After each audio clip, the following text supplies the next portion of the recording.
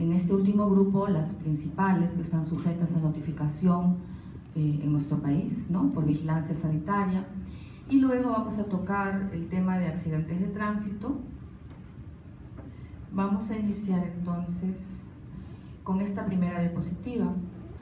Bien, para poder facilitar y recordar, ustedes están en sexto año, los componentes para la transmisión de las enfermedades y sobre todo para poder siempre tener en claro en dónde es que actúa cada una de las intervenciones que vamos a detallar en la clase, debemos tener siempre en consideración que para la transmisión de las enfermedades infecciosas existen al menos 3 componentes fundamentales. Un primer componente es el agente infeccioso.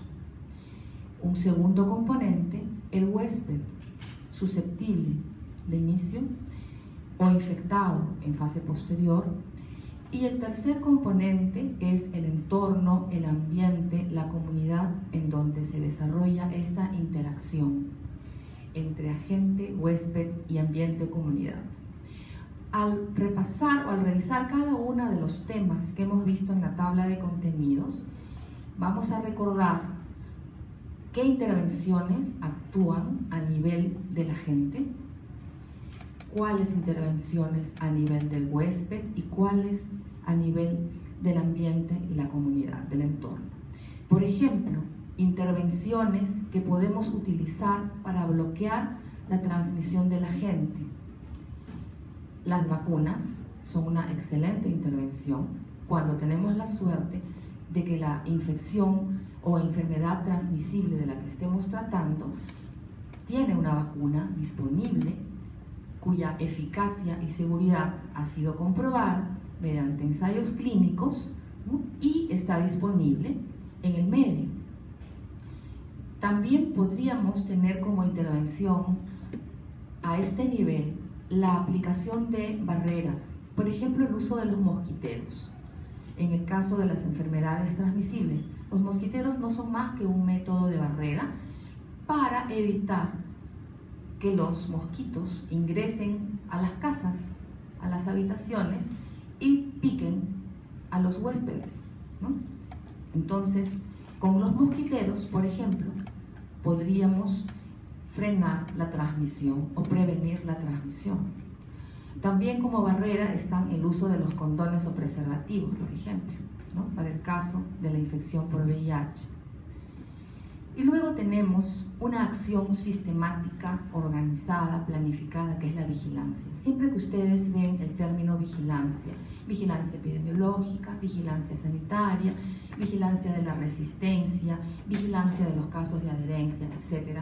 Cuando ustedes vean el término vigilancia, es que nos estamos refiriendo a un plan sistemático, no a una acción que se hace al azar, en un momento dado.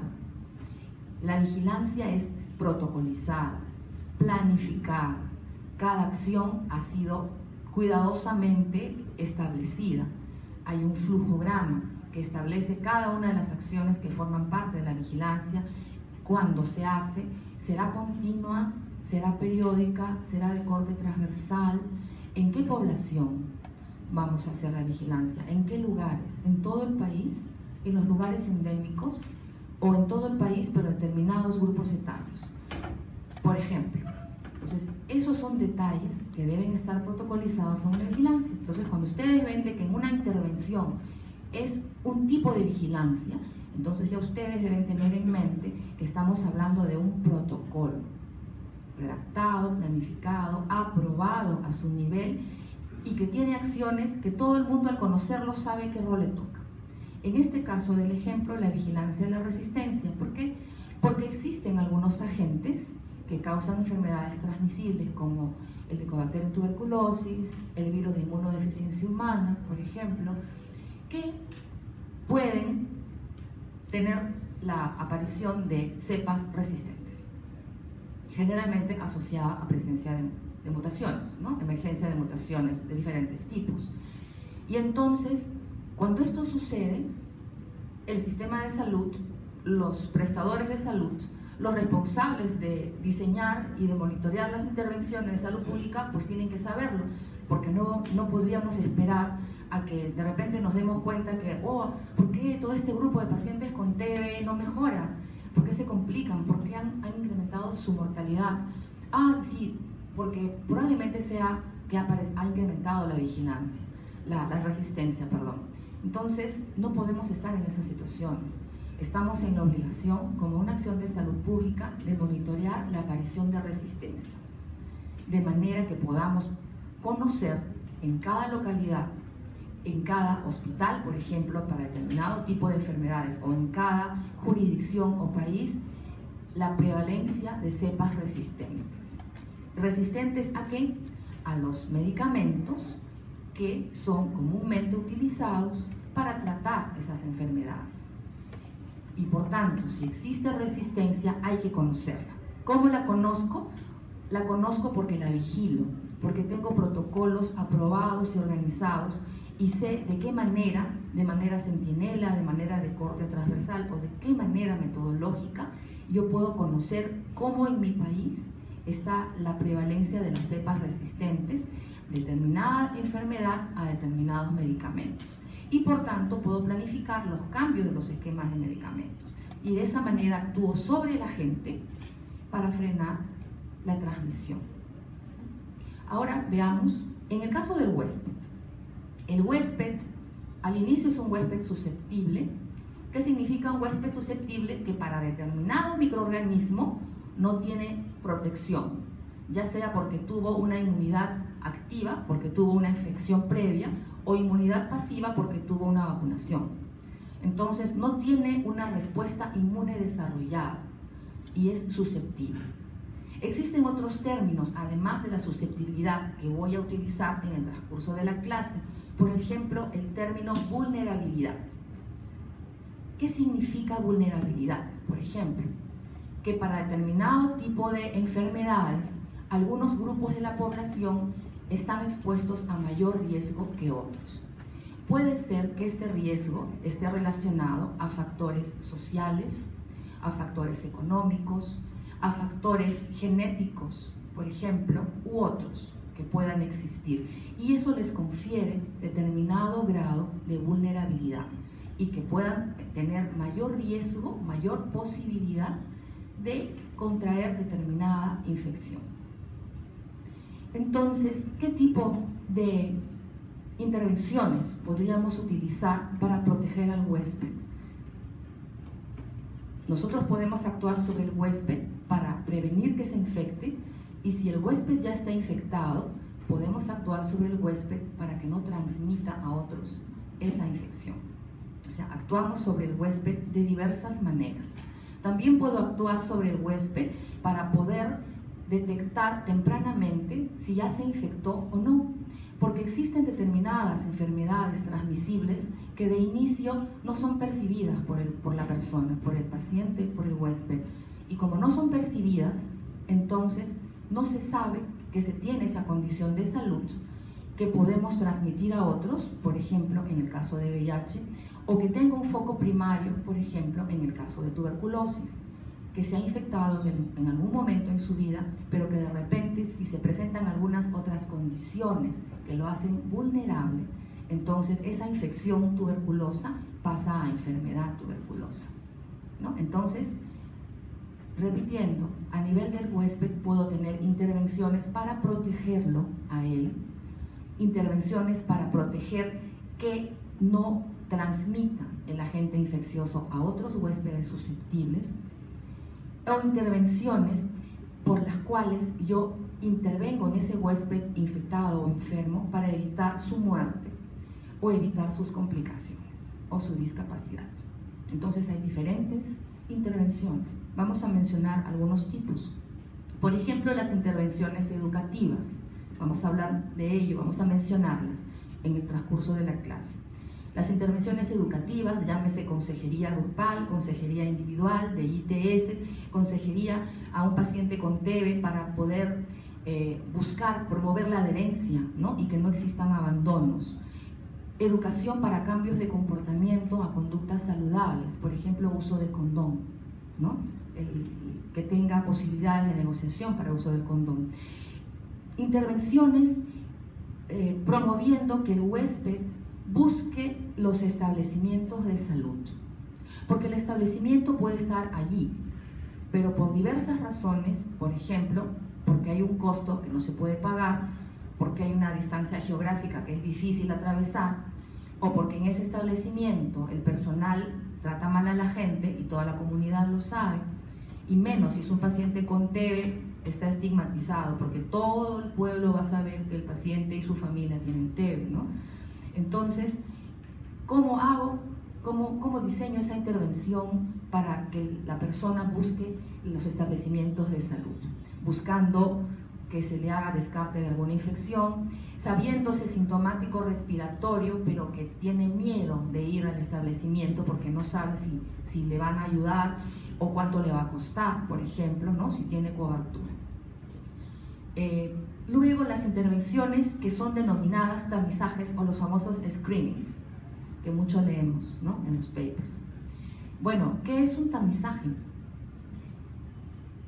Entendemos por tamizaje cuando nuestra intervención está basada en aplicar algunas tecnologías que podrían ser pruebas de laboratorio solas o pruebas combinadas con algunos criterios epidemiológicos, con algunas características propias del huésped, ¿no? Y esos criterios o pruebas que utilizo son muy sensibles, se caracterizan por su alta sensibilidad. Cuando una prueba es altamente sensible, es porque es capaz de detectar todos los positivos y algunos que no lo son, pero los capta porque se parecen. Pero cuando hago tamizaje, mi objetivo es que no se escape ningún caso.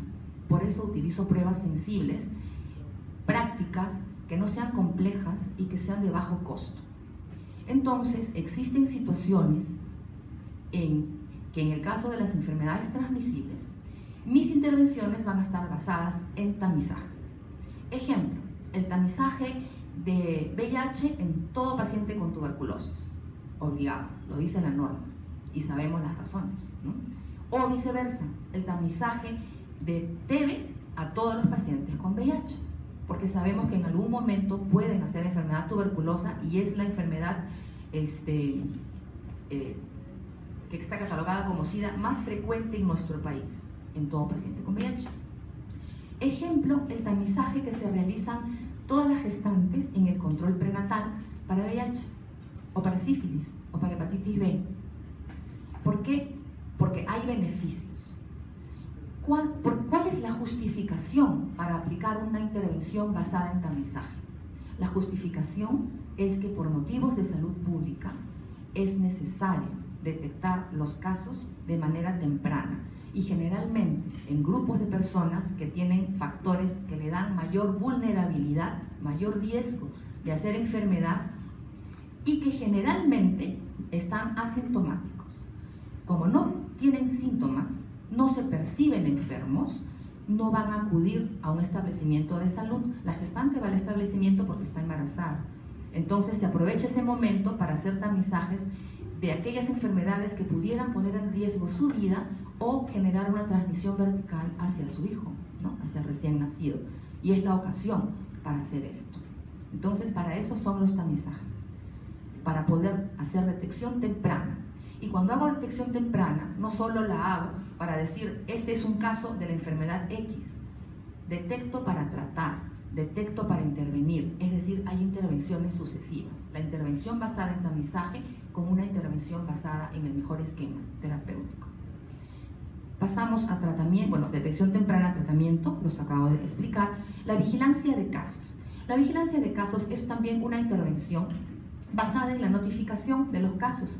Hay normas, hay reglamentos sanitarios nacionales e internacionales que me dicen cuál es la lista de todas las patologías que deben tener notificación obligatoria, ¿no?, tanto fuera del país como dentro del país. Entonces, ¿qué tenemos? Tenemos toda una red organizada a través de los servicios de salud que tienen que tener la capacidad y los recursos y el entrenamiento para poder hacer esta vigilancia. ¿Qué significa? Detectarlos, reportar y tomar acciones de control en la comunidad en donde se estén presentando estos casos. Luego, un último ejemplo es las intervenciones para promover la adherencia. ¿Qué tan importante es la adherencia? Al lado de adherencia hay otro término que de repente ustedes van a empezar a leer en sus textos y en los papers, porque ahora se usa mucho como un complemento de la herencia. Este término es retención. En inglés, retention in care, ¿no? Lo pueden encontrar así. Y se utiliza sobre todo para enfermedades en las que es muy importante que el paciente llegue a un outcome, que es la curación, el alta. O pueden ser enfermedades crónicas, como el caso del VIH-Sida, en el que es tan difícil conseguir que el paciente por toda su vida continúe siendo muy adherente a un esquema que ya no solamente se habla de adherencia al tratamiento, sino se habla de retención a la atención, o sea, al cuidado. ¿Qué significa? El paciente ya no solamente quiero que tome su pastilla, yo quiero que tome su medicamento, pero quiero que a la vez se mantenga adherido al servicio que podemos brindar, para que de esa manera pueda recibir todo ese paquete de educación, de consejería de pares, de monitoreo y de una serie de pautas que implican el manejo integral de un paciente con esa patología, ¿no? Y luego, finalmente, las intervenciones dirigidas al entorno, a la comunidad, al ambiente. Por ejemplo, las medidas de saneamiento, que ya no solo dependen del sector salud, la ventilación, ¿no? Las casas saludables, las fumigaciones para eliminar los vectores en el caso de enfermedades metaxénicas, y la vigilancia vectorial, que es una acción protocolizada para poder evaluar el índice de densidad vectorial para cada uno de ellos y en cada lugar, y para evaluar inclusive el perfil de susceptibilidad que tienen los vectores. Bueno, entonces ahora sí, pasamos al primer tema de la clase. El primer tema es la tuberculosis. Tienen ustedes ahí una figura, pirámide, en la cual tenemos, ustedes ven como peldaños, ¿no? Yendo de abajo hacia arriba. Están detallados los grupos de personas o los universos de personas a quienes podemos dirigir nuestras acciones de intervención para prevenir y controlar la enfermedad. Empezamos por el nivel inferior. Tenemos el primer grupo, las personas en riesgo de infección de TB. Es decir, somos, por ejemplo, nosotros en el Perú, un país con altas tasas de tuberculosis. Entonces, es muy posible que tengamos grandes grupos de personas en riesgo de infección por TB. Y fijémonos que estoy diciendo riesgo de infección, no enfermedad. Porque en el caso de la TB hacemos esa diferencia, claramente, ¿verdad? Existen otras enfermedades infecciosas en que la infección y la enfermedad ocurren casi simultánea porque los periodos son muy cortos en la historia natural de la enfermedad. En este caso no es así. La mayoría de nosotros que somos médicos y ustedes futuros médicos, por ejemplo, muy probablemente ya casi todos los aquí presentes están infectados por el Mycobacterium. Muy posiblemente sí, pero seguro que cuando salieron del colegio y llegaron a la facultad de medicina no lo estaban, pero ahora sí lo están. Entonces, somos un grupo de personas en riesgo de infección de TB, como los hay otros grupos. ¿Qué otros grupos? Por ejemplo, los pacientes con diabetes. Una buena proporción de pacientes con diabetes, en el transcurso de la evolución de su enfermedad, hacen tuberculosis. También sucede con pacientes con cáncer, pacientes que por alguna patología reciben terapia con corticoides por largo tiempo. Entonces tienen el sistema inmunológico un tanto deprimido. Todas las inmunodeficiencias, los pacientes renales crónicos, los pacientes con EPOC, y en fin, una serie, ¿no?, de patologías, condiciones que hacen vulnerable. También está la malnutrición, por ejemplo. Los pacientes de la tercera edad, que de repente son algo desatendidos dentro del seno familiar y se vuelven vulnerables y hacen la tuberculosis del anciano, ¿no? Entonces, todos los grupos y otros más que he mencionado son grupos de personas en riesgo de infección por TB. ¿Qué intervenciones correspondería realizar en este grupo?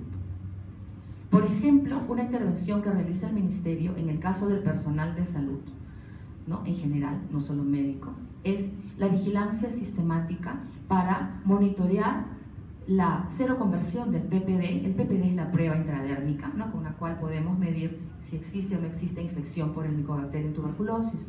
Entonces, ¿hay o no hay seroconversión? ¿En qué proporción los estudiantes de medicina o el personal de salud, desde su ingreso a laborar en un determinado hospital, cuánto tiempo pasa hasta que hace una seroconversión? ¿O en qué proporción hacen la seroconversión?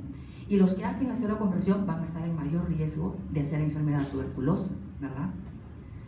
Si luego presentan en algún momento alguna otra comorbilidad. Los médicos no estamos exentos de ser diabéticos o de tener alguna otra patología. Somos sujetos totalmente normales de la población general. Entonces, ese es un ejemplo de una intervención. ¿Qué otra intervención podría hacerse?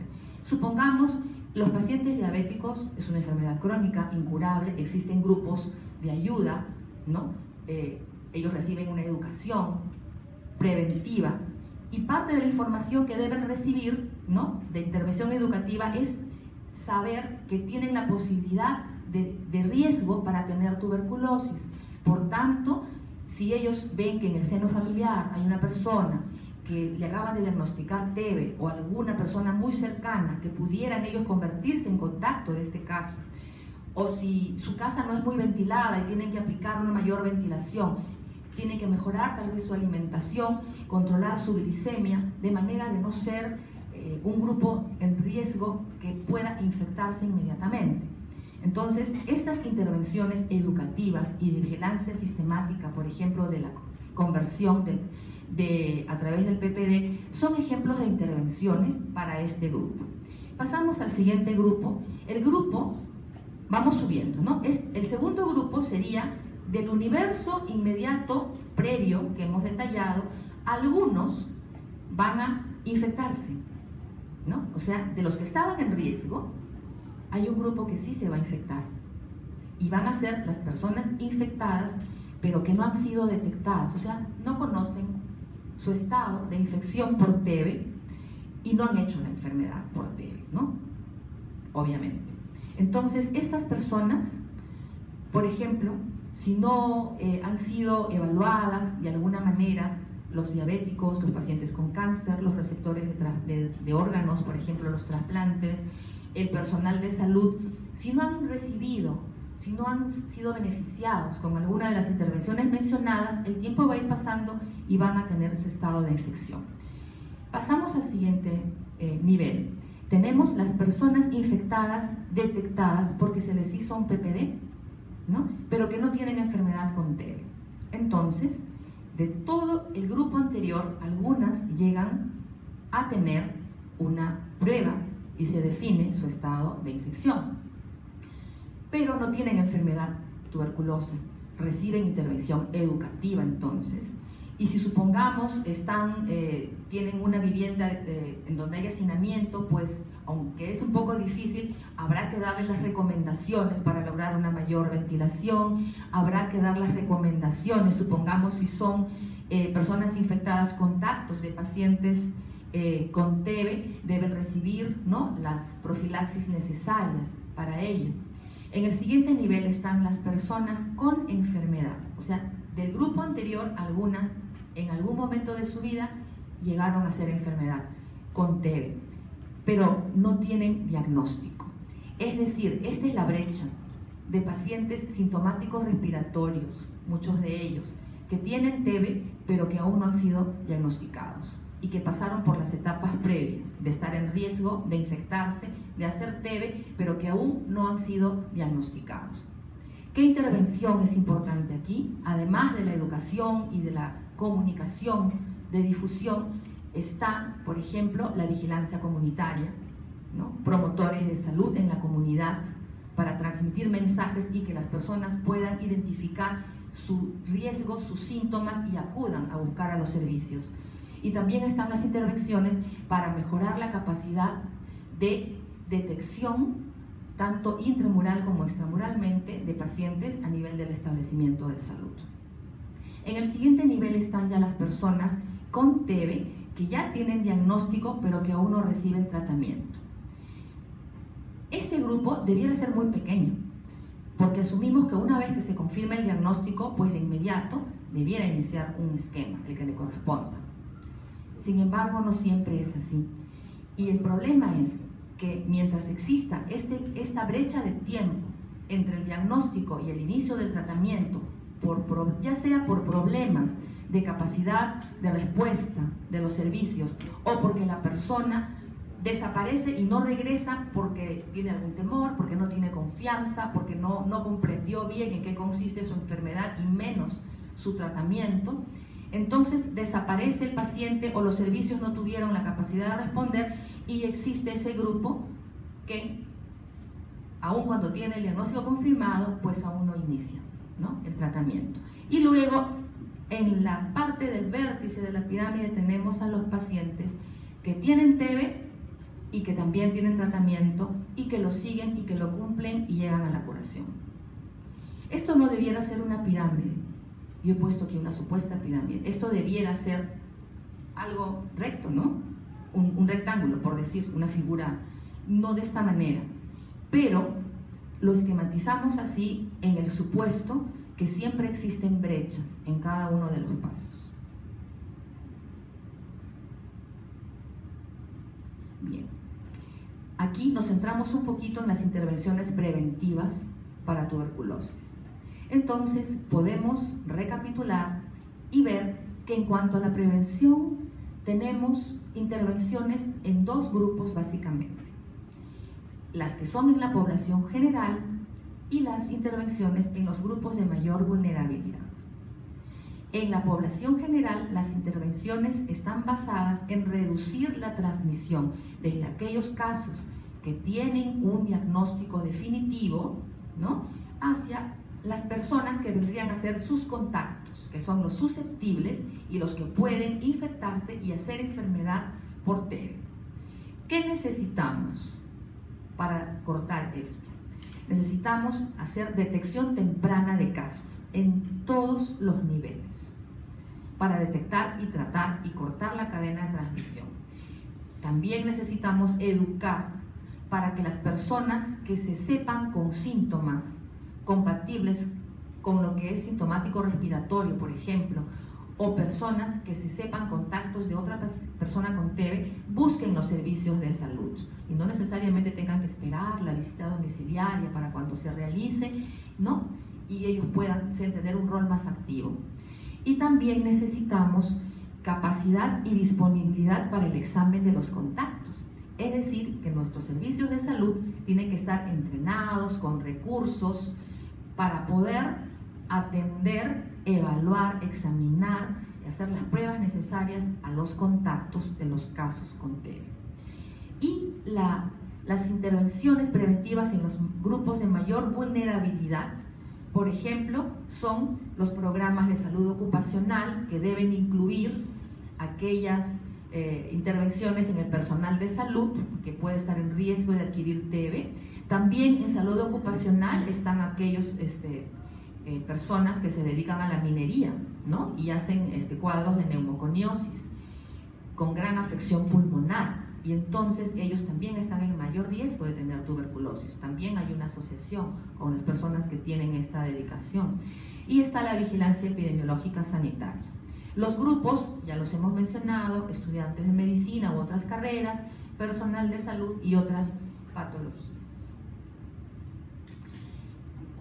Existen casos de tuberculosis resistente, multidrogoresistente, extremadamente resistente, pero en sí la presencia de cepas resistentes, lo que cada vez es mayor en nuestro país.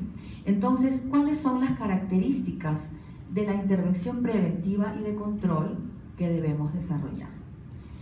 La primera característica es buscar la adherencia y la retención en los servicios de salud de los pacientes que son diagnosticados por TB y reciben tratamiento. Si todos los pacientes reciben diagnóstico y tratamiento y llegan a una curación con un resultado muy positivo, la posibilidad de que emerjan cepas resistentes se reduce. porque si no hay abandonos, la posibilidad de resistencia se reduce. No vamos a decir que será imposible, pero no va a ser tan elevada. La otra característica es identificar los casos resistentes. O sea, en primer lugar, tratar de que todo paciente con TB se detecte, se diagnostique, tome el medicamento, se atienda y se cure, para que no emerja resistencia. Pero si ya emerge resistencia, o sea, si ya se presenta, entonces tenemos que identificar los casos resistentes. Así es.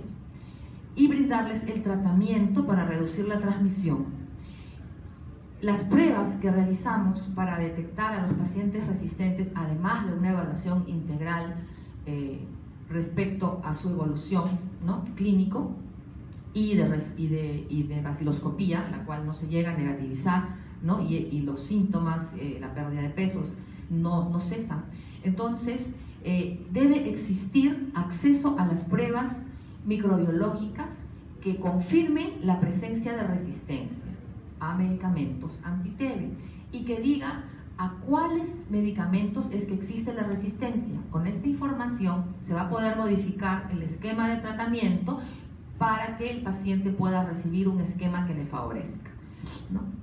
Ahora, es necesario que estas pruebas estén accesibles, que tengan cobertura por el sistema de aseguramiento de nuestro país y que los resultados de estas pruebas tengan corto plazo. Es decir, que no sean pruebas, que felizmente ya tenemos algunas mejores, ¿no?, que demoraban hasta 45 días un cultivo para determinar la susceptibilidad, para que recién el paciente pueda tener un resultado. En esos 45 días el paciente podía deteriorarse mucho y por supuesto que podía transmitir las cepas resistentes a otros huéspedes susceptibles. Y luego debe haber acceso a esquemas de tratamiento, es decir, identifico, primero trato de evitar que emerja resistencia, pero si emerge resistencia debo detectar los casos lo más temprano posible. Los detecto porque hay acceso a pruebas microbiológicas rápidas para tener esta información y de inmediato hay acceso a los esquemas modificados que van a mejorar al paciente porque sí va a ser sensible a estos medicamentos. Pasamos a VIH-Sida. Aquí tenemos un esquema similar. En la base tenemos a las personas, al universo de personas infectadas y sin diagnóstico, sin síntomas, sin manifestaciones, que no conocen su estado, para nada. ¿Qué hacemos con este universo de personas? Este es un universo no conocido. A veces, si ustedes buscan leer algún artículo sobre este punto, generalmente son estimaciones matemáticas que con algunos programas estadísticos, teniendo en cuenta los casos notificados, los fallecidos, etcétera, etcétera, y las posibilidades de transmisión, se estima, esta cifra se estima. Entonces, se estima que en el país tal existen un número N de personas infectadas, pero que no tienen diagnóstico. Este siempre es un N estimado matemáticamente, nadie lo conoce. Pero ¿cómo intervenimos allí? Recordemos que el VIH es una enfermedad que no se cura. Si comparamos con el caso de TB, mientras que cuando nos infectamos nosotros de TB y hacemos un foco primario, generalmente pulmonar, no estamos transmitiendo porque el foco está limitado allí. Y podemos tener años y podemos morirnos de otra cosa y de repente no hacemos nunca TB. Nos quedamos con nuestro foco en el pulmón. En el caso de VIH es distinto. La persona puede no tener ninguna manifestación clínica, pero si está infectada transmite el virus. Entonces es una situación distinta al caso anterior. Entonces aquí hay que intervenir. ¿Y cuál será la mejor intervención en este caso? La mejor intervención debe estar basada en la detección, es decir, en el acceso a pruebas de tamizaje y consejería juntas, porque es lo más conveniente, ¿no?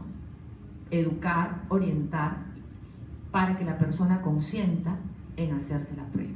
Entonces, la intervención a este nivel están basadas en pruebas de tamizaje. Ustedes dirán, entonces, que se tamice todo el mundo. Tampoco es eso. Tampoco sería costo efectivo, una intervención que diga, bueno, en este país todo el mundo se tamiza, todos los años.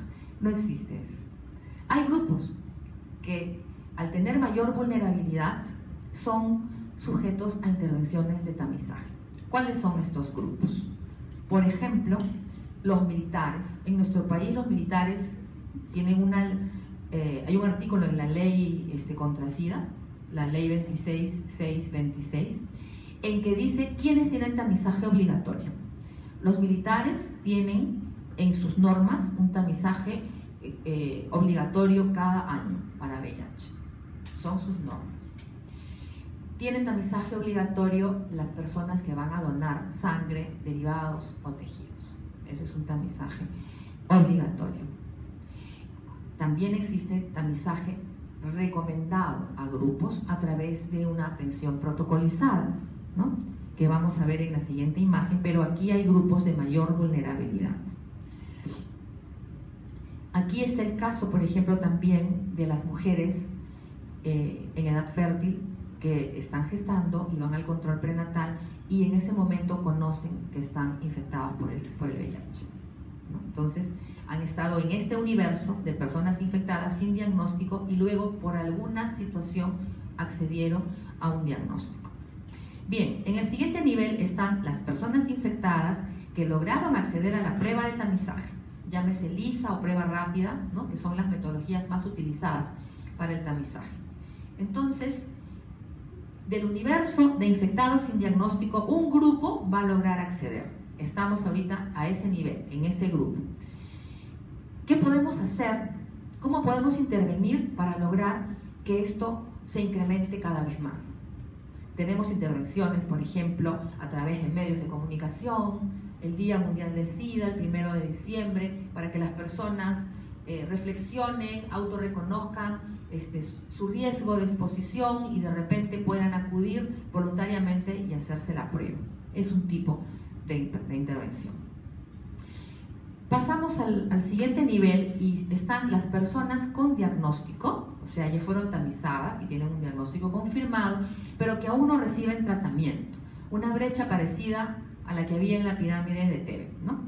Entonces, esta brecha debiera ser lo más pequeña posible, porque las guías nacionales e internacionales de manejo de pacientes con VIH dicen ya claramente que la recomendación es detectar y tratar, ya no esperar a tener cierto umbral de linfocito CD4 como teníamos al inicio de la epidemia, ¿no?, por debajo de 200, se recomendaba iniciar tratamiento, después esto se elevó a 300, luego a 500, ahora la recomendación es detectar y tratar, ¿no? Detectar y tratar para poder beneficiar a la persona, al paciente, porque al recibir el tratamiento va a disminuir su carga viral, como vamos a ver de aquí. Entonces tenemos personas con diagnóstico y sin tratamiento. La intervención aquí está basada en justamente promover el acceso a los servicios de salud. ¿Para qué? Para que reciba el tratamiento, para disminuir esa brecha. Entonces, hacer que los establecimientos sean accesibles, que esta patología tenga cobertura por el Seguro Integral de Salud, íntegra.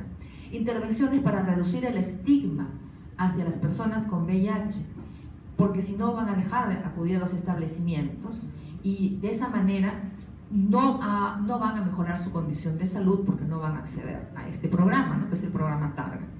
Luego tenemos a las personas que sí logran acceder al tratamiento. Fíjense cuánto tiene que pasar hasta que tengamos el grupo con tratamiento y luego de allí tenemos a las personas que están con tratamiento, pero sin embargo no logran la supresión viral.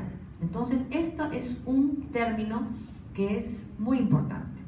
La supresión viral es el indicador más importante en la intervención basada en tratamiento, en lo que es el Targa. Es el indicador más importante, es lo que se quiere lograr, la supresión viral.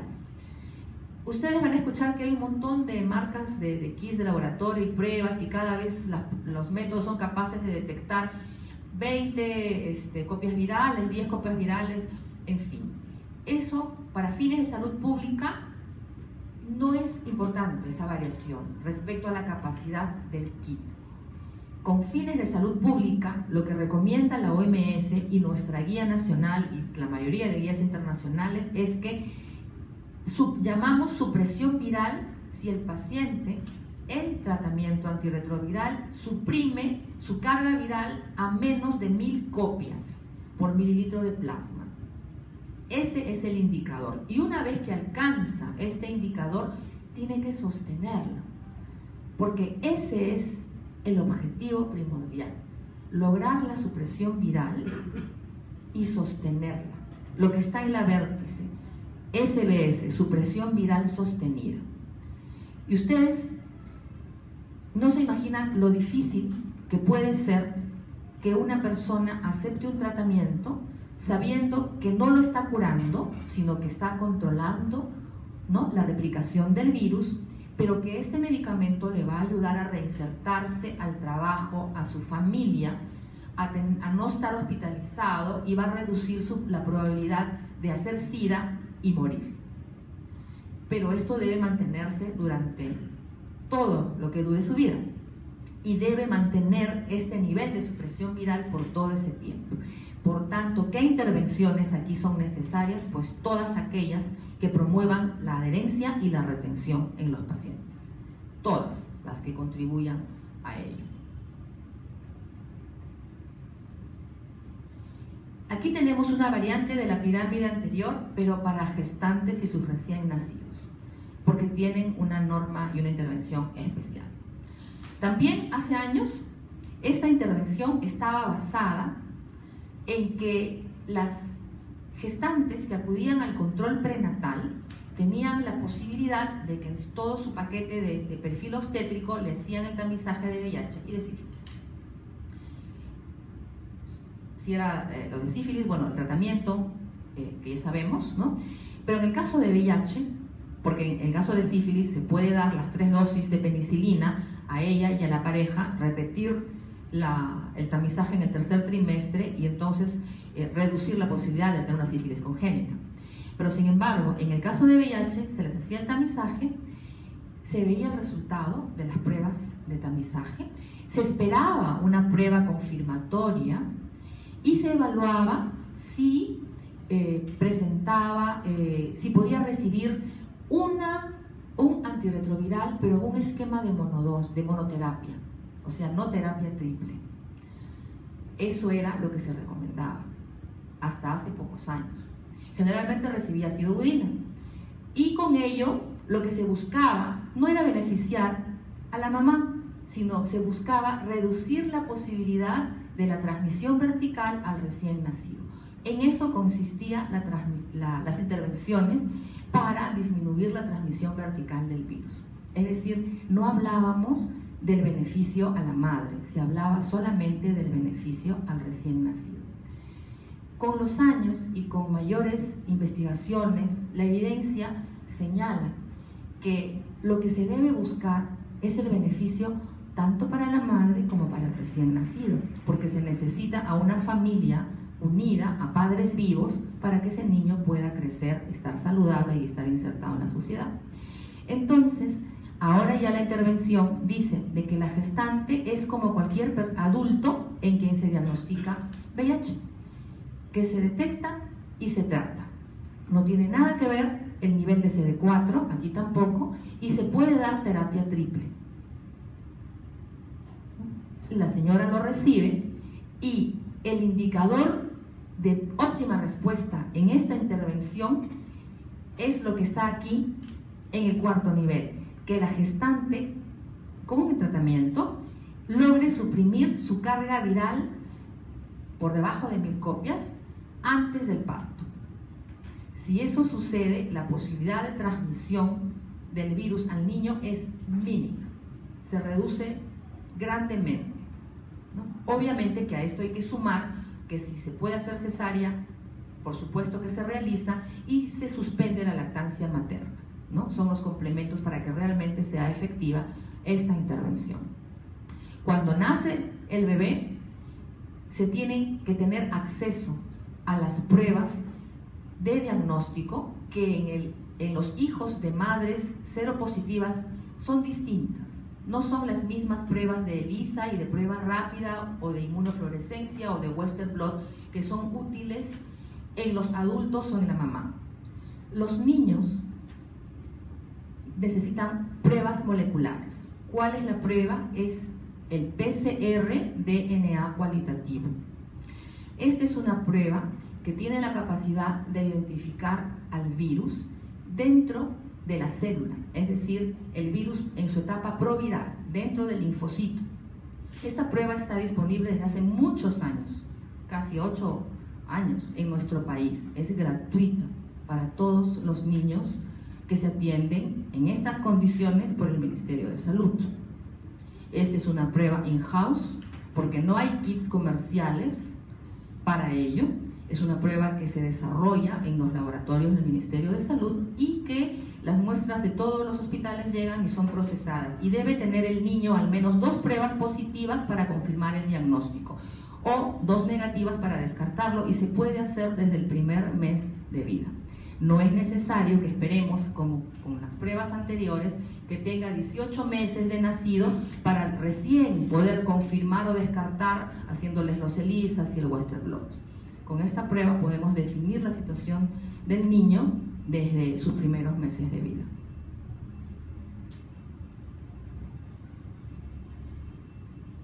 Ahora hablamos sobre las intervenciones en los grupos vulnerables, ¿no? Y que están en vigilancia sistemática. Mencionamos algunos grupos al inicio de la clase. Aquí tenemos algunos de ellos. Por ejemplo, trabajadoras y trabajadores sexuales. Y el grupo denominado tradicionalmente como hombres que tienen sexo con otros hombres, ¿no? Está la población gay, población homosexual, bisexual y muchas otras denominaciones que ahora vamos conociendo cada vez más, incluida el grupo transgénero, ¿no? De la población transgénero, en donde existe la mayor prevalencia de infección por VIH en nuestro país y en la mayoría de países a nivel mundial. Entonces, tenemos este primer grupo en la base de la pirámide de grupos vulnerables y sin acceso a un programa preventivo. ¿Cuál es la intervención que recomendamos aquí? Justamente favorecer el acceso. Porque si en ellos está, sobre todo en la población transgénero y HSH, está concentrada la epidemia, no en trabajadoras sexuales, sino en los otros grupos, entonces tenemos que desarrollar intervenciones educativas, comunicacionales, de trabajo extramuros, para poder llegar a estos grupos y poder lograr que ellos accedan a la atención, al tamizaje, ¿no? A intervenciones basadas en tamizaje en establecimientos de salud. Entonces, existe una intervención que se denomina Atención Médica Periódica, AMP, que desde hace mucho tiempo dirige el Ministerio de Salud a través de los establecimientos o centros llamados CERETS, o sea que tienen categoría de CERETS, ¿no? Son un centro con un nombre X, pero que tienen esa categoría porque cumplen determinados criterios por los cuales pueden ofrecer esta atención que tiene un protocolo. ¿En qué consiste esta atención? Consiste en que se invita, se les ofrece de manera gratuita a estos grupos atención con tamizajes de VIH y varias ITS, clamidia, herpes, gonorrea, sífilis, como un paquete, más consejería, más entrega de condones, y todos los resultados están en el momento. O sea, no es que ellos van a regresar por sus resultados. No, estos grupos son muy especiales, son difíciles de alcanzar. Por tanto, los protocolos que se le ofrezcan en este tipo de intervenciones tienen que darles el resultado de in situ, rápidamente, para justamente lograr su adherencia con el establecimiento, porque ellos no van a regresar si es que no tienen, ¿no? Un resultado inmediato, no van a tener la confianza y no van a, digamos, mostrar el interés que debieran. En esta intervención, ellos llegan al establecimiento, primero tienen una evaluación médica, se toman las muestras muestras necesarias, ya sea de sangre o de secreciones genitales. Se hacen los extendidos, se dan los resultados rápidos y luego, si es necesario, se cultiva y eso sí puede demorar, y en una siguiente sesión lo pueden conocer, pero ya el examen directo ha definido un tratamiento. Por ejemplo, si se encuentran diplococos gram negativos, estamos ante un diagnóstico de gonorrea. Definitivamente se da el tratamiento, pero se manda a cultivo, no para confirmar el diagnóstico, sino para hacer vigilancia de cepas, de resistencia de la Neisseria gonorrhoeae, ¿no? Esa es la forma en que esta vigilancia sistemática tiene su origen. Entonces, si estas personas que no tienen acceso a un programa preventivo se infectan, ¿no? Y acceden, pueden tener un diagnóstico y pueden tener un tratamiento, ya sea al VIH o a cualquiera de las ITS que les sean detectados. Y si esto funciona bien, no hay estigma, hay una atención de calidad y se cumplen los protocolos, entonces tendremos la adherencia de los grupos al programa de atención médica periódica. Con este programa, con esta intervención, se crean entonces cohortes de grupos que ya están muy adheridos y son atendidos y ayudan a su vez como pares en base a una intervención que es llamada intervención a través de educadores de pares, para poder ellos invitar a otros pares para poder recibir la atención, y ellos manifiestan la confianza que tienen en el establecimiento y los invitan para poder acceder. Producto de todo ello podemos identificar casos, por ejemplo, de VIH, y ya enrolarlos en lo que es el programa TAR, ¿no? Para que reciban tratamiento. Pasamos ahora a las enfermedades metaxénicas. Vamos a hablar de las enfermedades que ustedes ven allí. Está la enfermedad y el nombre del vector principal, que es el responsable de su transmisión. Como ustedes pueden ver, el dengue, el chikungunya, la fiebre amarilla y el Zika, todos tienen como vector a la Aedes aegypti. De manera que donde exista Aedes aegypti, existe la posibilidad de transmisión, siempre que existan reservorios que puedan favorecer esta transmisión. Ejemplo, antes nosotros no teníamos el vector en Lima. Ahora sabemos que la Aedes aegypti está en Lima, desde hace varios años ya. Pero probablemente los índices no son tales como en otras zonas endémicas.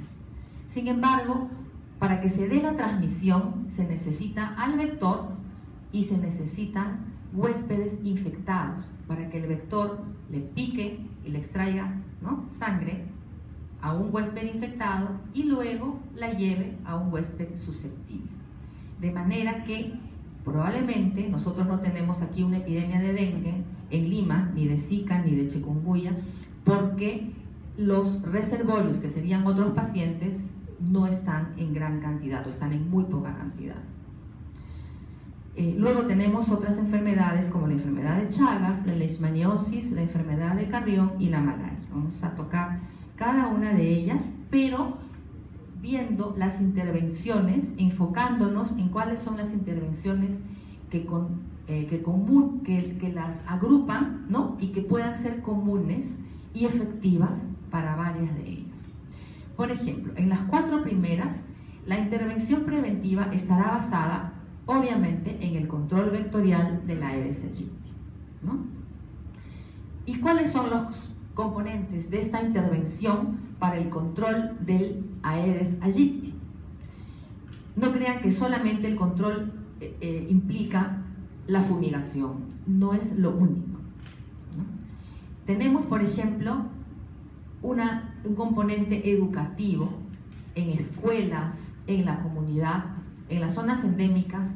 Todos los niños a nivel del colegio aprenden de manera muy coloquial con sus maestros qué es el dengue, qué es el mosquito Aedes aegypti, cómo reconocerlo, qué debe hacer en la casa para que no tener la presencia del vector. Hay que tener los tanques de agua limpios, con tapas, ¿no? Es una intervención que provee el Ministerio de Salud, ¿no? Tanque limpio y tapado, por ejemplo, y la educación en las escuelas. También tenemos el uso de las barreras como mosquiteros y repelentes, que es muy practicado, sobre todo en zonas urbanas, donde las viviendas tienen puertas y ventanas, donde de repente no es muy factible aplicar los mosquiteros en la zona de selva, porque ahí las viviendas en muchos casos no tienen ni puertas ni ventanas, ¿no? Son construidas de manera muy diferente. Pero está también el uso de repelentes. También está el uso de larvicidas, ¿no? En los tanques o en recipientes, y la vigilancia vectorial sistemática que realiza el Ministerio de Salud a través de la DIGESA para conocer cómo va el índice vectorial en cada zona endémica en el país. Y de esa manera definir si es suficiente con estos componentes de la intervención o se debe realizar fumigaciones. Y cuando se realizan fumigaciones, no se puede usar cualquier insecticida. Es bueno saber que para cada tipo de vector existe un insecticida efectivo y que este no es necesariamente igual en todas las zonas endémicas del país. ¿Cómo sabemos entonces cómo vamos a aplicar o qué insecticida vamos a utilizar en esta intervención basada en fumigación? Pues nos vamos a basar en los resultados de los estudios de resistencia a los insecticidas. ¿Qué significa ello? Así como teníamos a los microorganismos que desarrollaban resistencia a los medicamentos, ¿no? Y que comentamos hace un momento, de la misma manera, los mosquitos y otros vectores también tienen la capacidad de desarrollar resistencia a los insecticidas. Y cuando la desarrollan, entonces ya no son fácilmente eliminados.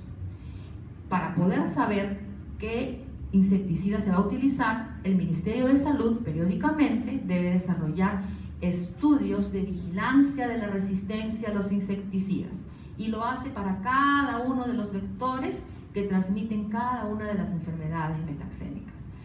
Y por ejemplo, el insecticida que es el más efectivo en Loreto no es el mismo de Madre de Dios y no es el mismo de Cusco, o de repente pueden ser los mismos, los resultados del estudio lo dirán.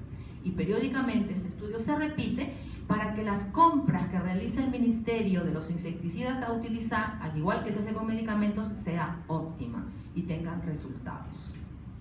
De estas 4 enfermedades, una de ellas, la fiebre amarilla, además de tener una intervención preventiva basada en el control vectorial de la Aedes aegypti, también tiene la suerte, bueno, suerte para los pacientes, no para el virus, de que contamos con una vacuna, la vacuna antiamarílica, ¿no?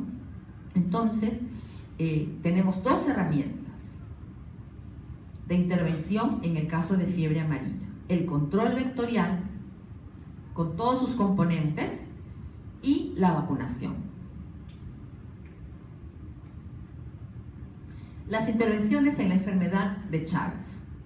Aquí tenemos, en esta y en las siguientes, que las intervenciones se basan en control vectorial y la detección temprana de casos. Quiero retroceder a la diapositiva anterior para hacer una ampliación de la explicación. Porque aquí no es necesariamente un pilar el tratamiento de los casos. Generalmente cuando hablamos de detección temprana para tratar, para evitar muerte y complicaciones. En este caso, de las 4 enfermedades, el dengue, el chikungunya, la fiebre amarilla, ¿no? y la otra, el Zika. Sucede que no existen en la actualidad evidencia de medicamentos antivirales que sean efectivos para curar cualquiera de estas infecciones, ni para poder disminuir su tiempo de evolución, ni para reducir sus complicaciones o reducir el riesgo de morir. No tenemos antivirales para ello. Por eso nuestras guías clínicas que utilizamos en estas patologías están basadas en tratamiento de soporte de los síndromes que se van presentando en cada uno de los casos. Si se diera el caso, por ejemplo, que tenemos un dengue hemorrágico o un caso de fiebre amarilla icterohemorrágico, pues esos pacientes van a estar en cuidados intensivos y se les va a dar la terapia de soporte que corresponda de acuerdo al síndrome grave que presente, pero no hay un medicamento antiviral. Por lo tanto, la urgencia de detectar aquí no es para un tratamiento específico, sino es porque debemos actuar, o sea, tan pronto será esto para prevenir, pero si tenemos un caso, lo que hay que hacer es el control del brote, in situ, en el lugar del país de donde estén viniendo los pacientes. ¿Ya? En eso está basada la intervención. Ahora sí avanzamos a la siguiente diapositiva y regresamos al Chagas. Bueno, en el caso de las intervenciones en enfermedad de Chagas tenemos el control vectorial y detección temprana de casos, porque aquí sí tenemos tratamiento, sí tenemos medicamentos efectivos para este parásito. El parásito es el Trypanosoma cruzi y el nombre del vector es el Triatoma infestans, conocido comúnmente como chirimacha, ¿no? Y hay varios tipos de triatomas, ¿no? Los componentes de la intervención son los siguientes. Por un lado, la eliminación del vector, ¿no? Con higiene, con fumigaciones, la vigilancia del vector para poder ver los índices de infestación en cada comunidad, el tamizaje de donantes, porque este es un hemoparásito que puede transmitirse por vía sanguínea, por lo que en zonas endémicas y muy probablemente también en no endémicas, ahora con tanta migración, la prueba para detectar enfermedad de Chagas, para detectar al tripanosoma, se realiza en todos los bancos de sangre. De esa manera nos aseguramos que no se transmita por esta vía. Y sobre todo, tenemos la detección temprana de las personas infectadas para el tratamiento. La enfermedad de Chagas tiene una larga evolución, desde el momento en que se infecta el paciente, ¿no? Por la picadura del vector, ¿no? Y se contamina, ¿no? Con las heces que tienen el tripanosoma e ingresan por la zona de la lesión que ha causado la chirimacha. Entonces hay una inflamación local que puede pasar desapercibida por cualquier picadura, ¿no? De un insecto, y si no es diagnosticado el paciente puede llegar a tener alteraciones a lo largo de los años con deformaciones de órganos y vísceras irreversibles. Por ejemplo, pueden haber miocardiopatías, puede haber megacolon y megaesófago, con todas las complicaciones clínicas, ¿no? Que ustedes se imaginan, y que esto no se puede revertir con un medicamento ya. Entonces, detectar tempranamente la infección en zonas endémicas, donde es más fácil que la persona pueda reconocer que si vive en una zona endémica y existe reconocida la presencia del vector, entonces esa lesión que tiene de inflamación local puede deberse a una picadura de la chirimacha, ¿no? Y entonces hacerse las pruebas de laboratorio necesarias y optar por un tratamiento para no llegar, ¿no? A la evolución crónica con estos trastornos que son irreversibles. Ahora tenemos las intervenciones en leishmaniosis, enfermedad de Carrión y malaria. Aquí tenemos también que estas están basadas en control vectorial y la detección temprana de casos para tratar. Los componentes de la intervención ya los conocemos, ¿no?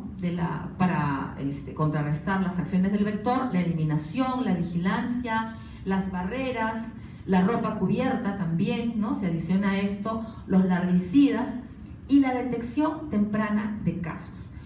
En el caso de la leishmaniosis, sobre todo, detectamos y tratamos para poder evitar la diseminación de la leishmania a otros tejidos cutáneos y subcutáneos y a la destrucción de estos tejidos, sobre todo cartílago, porque se dan las formas mutilantes, es decir, se necrosa y se destruye y la persona tiene deformidades en el rostro, por ejemplo. Entonces, todo esto lo podemos evitar con una detección temprana y tratamiento.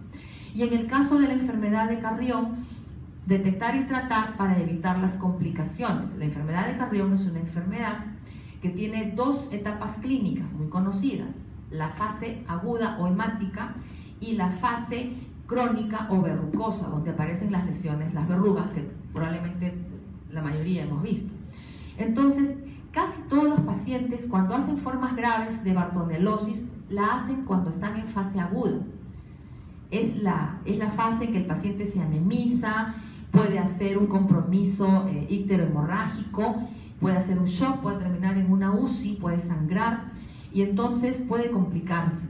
Sin embargo, si nosotros podemos detectar y tratar, ¿no?, inmediatamente, podemos ayudar, ¿no?, a la sobrevida de este paciente, ¿no? Entonces, y en el caso de malaria, detectar y tratar también, para evitar las complicaciones propias de la malaria y en todos los casos para evitar la transmisión.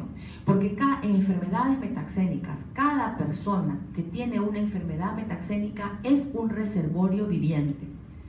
Y si se encuentra en una zona donde está el vector va a hacer que pase el microorganismo, ¿no?, que tiene el infectado a un huésped susceptible. Así es, entonces por eso tenemos que tratar mientras existan, por ejemplo en el caso de leishmaniosis, carrión, malaria o enfermedad de Chagas, existen medicamentos que nos ayudan a cortar esa cadena de transmisión. En el caso de las 4 infecciones virales que mencioné, ningún medicamento va a cortar la cadena de transmisión, pero podemos dar terapia de soporte para lograr su sobrevida, ¿no?, y que el paciente se cure, ¿no?, de esas fases agudas. El último punto, accidentes de tránsito. Este no es un tema de enfermedades transmisibles, pero está incluido, ¿no?, en los temas que tenemos que tratar.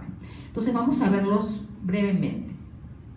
En nuestro país existe de manera progresiva en los últimos años una tasa creciente de lesiones causadas, lesiones y muertes ocasionadas por accidentes de tránsito. Ustedes pueden ver los reportes de OPS en el 2016, donde dice de que los accidentes de tránsito son la primera causa de muerte en una población de adultos jóvenes y a nivel de nuestro país, en Lima metropolitana se concentra, ¿no?, el 55.2% de los accidentes de tránsito de todo el país. Y que obviamente en nuestro país también es una de las principales causas de mortalidad, sobre todo mortalidad temprana. Cuando decimos mortalidad temprana estamos hablando de personas que mueren antes de los 50 años, entonces es mortalidad temprana. Por lo tanto, tenemos en Perú un sistema de vigilancia en salud pública de las lesiones por accidentes de tránsito.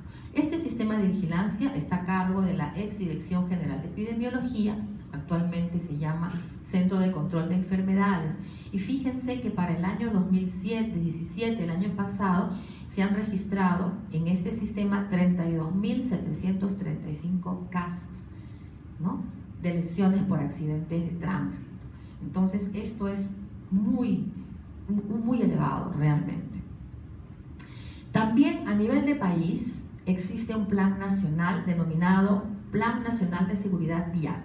El actual vigente está desde el periodo del 2017 hasta el 2021 y en este plan, que es comandado por el Ministerio de Transportes, están involucrados varios ministerios. Además de ellos está el Ministerio de Educación y el Ministerio de Salud, el Ministerio del Interior y otras instituciones, ¿no? En lo que es la línea, el componente de educación de este plan, obviamente el Minedu está involucrado y las acciones están restringidas al nivel de educación básica regular, o sea, a nivel del paquete básico que reciben los escolares. Y los gobiernos regionales también participan incorporando acciones a través de sus consejos de seguridad vial, sus consejos regionales. Sobre todo las intervenciones realizadas en nuestro país, como podemos ver, están basadas en 3 componentes: educación, normatividad y fiscalización. Son los 3 principales componentes. Educación en la población, en el peatón, en el transportista, en los decisores, en la policía, por ejemplo, que tiene que ver con el control del tránsito. Normatividad, ¿por qué? Porque existe un reglamento de tránsito, existen leyes al respecto.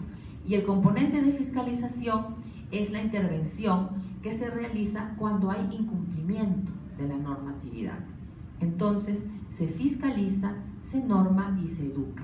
Esos son los 3 componentes del Plan Nacional de Seguridad Vial.